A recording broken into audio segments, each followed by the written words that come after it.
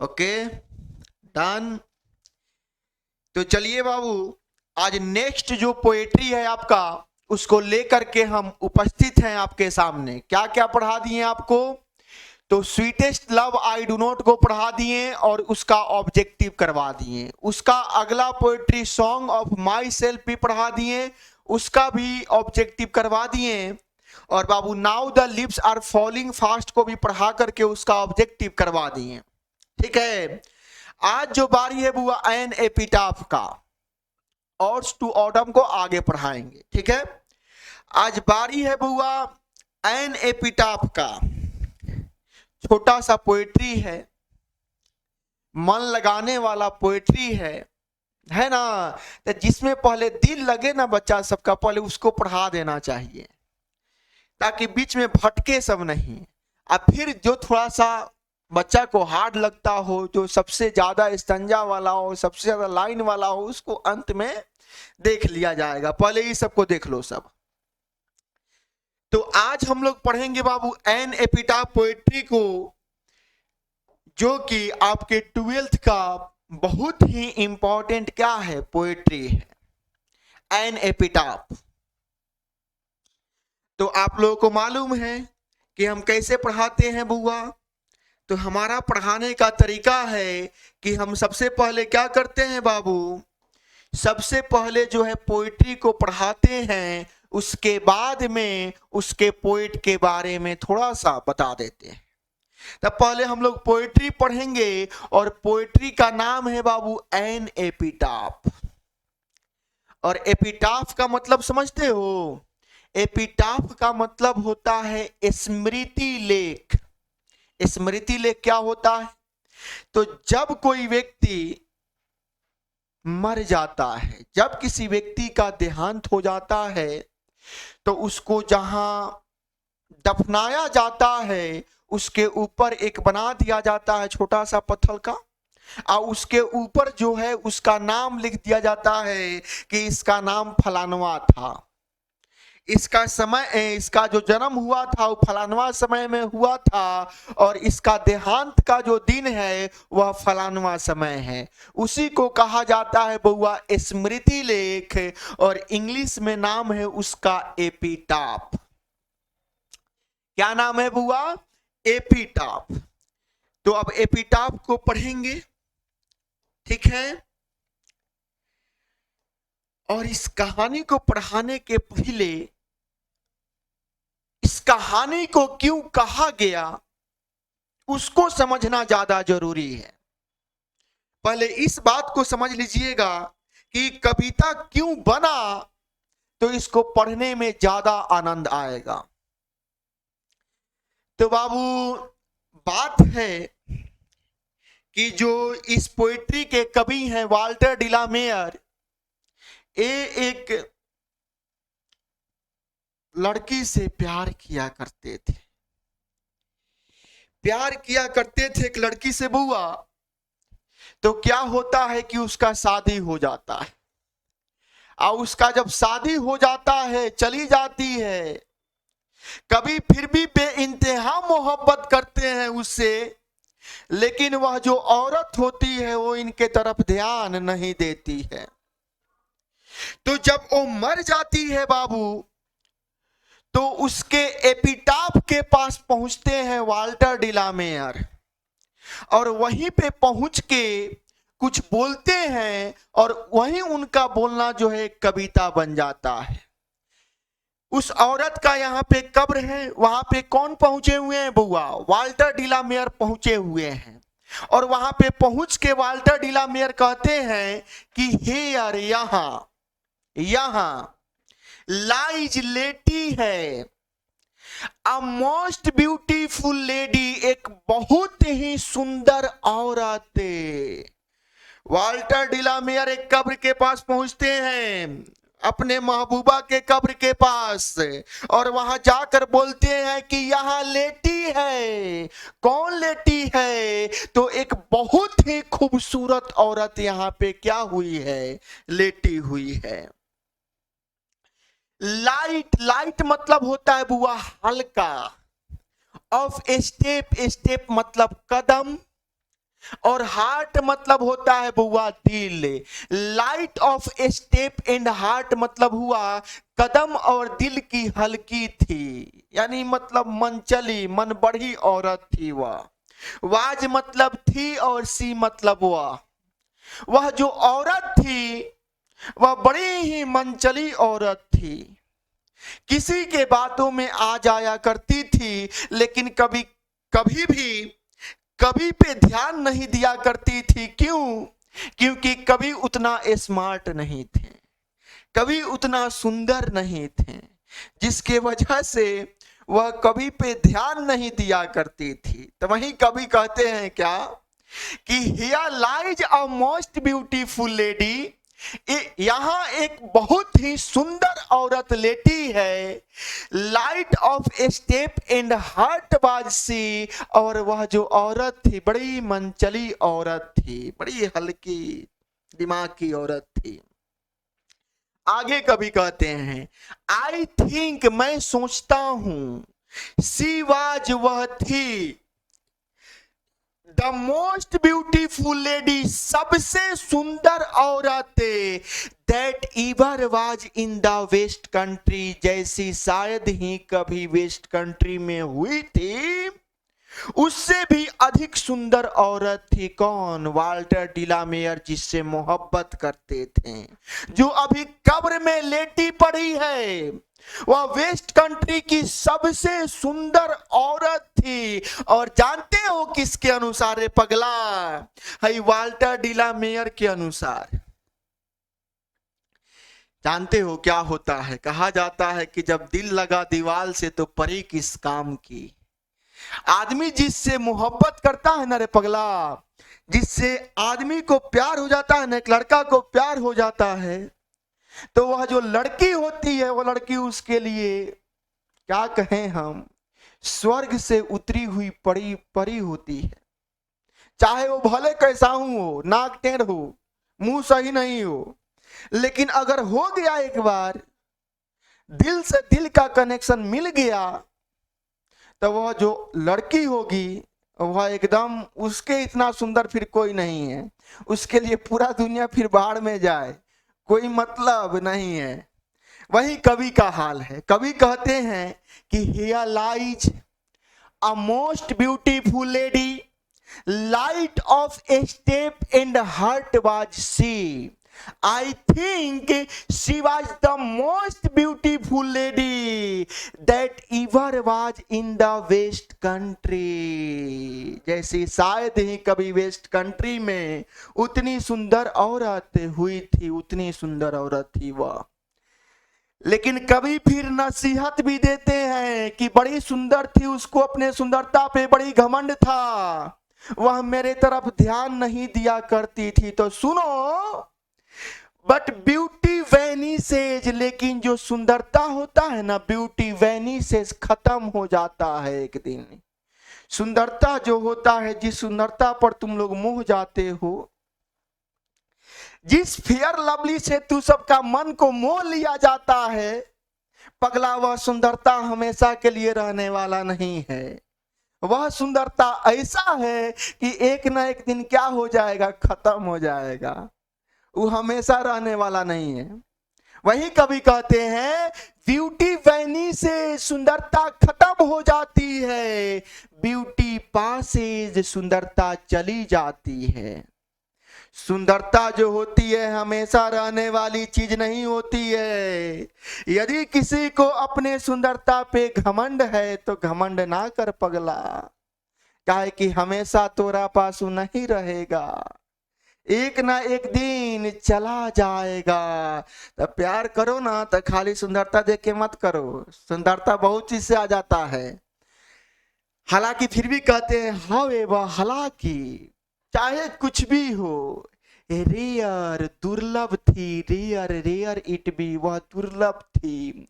उतनी सुंदर औरत मिलना रेयर था वेस्ट कंट्री में। वाल्टर डिलामियर के अनुसार उतनी सुंदर औरत कभी मिल ही नहीं सकती थी।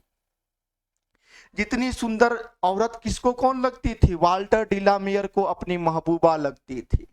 इनको लगता था कि उतनी सुंदर औरत कभी किसी को मिल ही नहीं सकती है, जो सबको लगता होगा। आगे कहते हैं क्या, कभी एंड और वेन जब आई मैं क्रम्बल मर जाऊंगा, जब मैं मर जाऊंगा। कभी को इस बात का भी अफसोस है कि एंड वेन आई क्रम्बल, और जब मैं मर जाऊंगा हु विल रिमेंबर, कौन याद करेगा। समझा कि नहीं समझा। तो कभी कहते हैं कि एंड वेन आई क्रम्बल, जब मैं मर जाऊंगा हु विल रिमेंबर, कौन याद करेगा। This lady of the waste Country, इस वेस्ट कंट्री के इस औरत को जो आज मरी पड़ी है, कब्र में पगली जो लेटी हुई है, जब मैं मर जाऊंगा इस पगली को कौन याद करेगा। जब जिंदा थी तो इसको अपने खूबसूरती पर इतना घमंड था कि हमारे तरफ देखा नहीं करती थी, फिर भी हम इससे प्यार करते थे, तो आज याद कर रहे हैं। देखो आज मर गई है, सुंदरता खत्म हो गया है, पूछने वाला कोई नहीं बचा है, एक मैं ही हूं, और जब मैं मर जाऊंगा तो इस वेस्ट कंट्री के इस औरत को कौन याद करेगा। बाबू प्यार एक ऐसा चीज है, एक एहसास है। बात समझे कि नहीं समझे।